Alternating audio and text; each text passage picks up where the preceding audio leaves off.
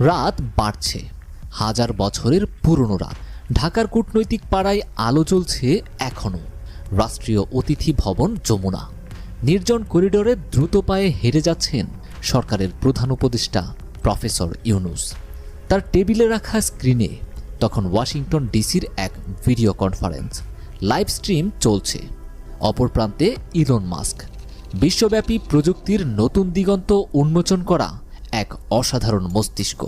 খবরগুলোতে আভাস আছে, Starlink satellite internet নিয়ে আলোচনা চলছে, কিন্তু এর গভীরে রয়েছে আরও বড় এক রাজনৈতিক বাস্তবতা।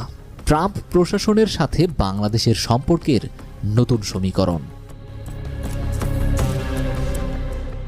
ট্রাম্প প্রশাসন দায়িত্ব নেওয়ার পর থেকেই বাংলাদেশ ও যুক্তরাষ্ট্র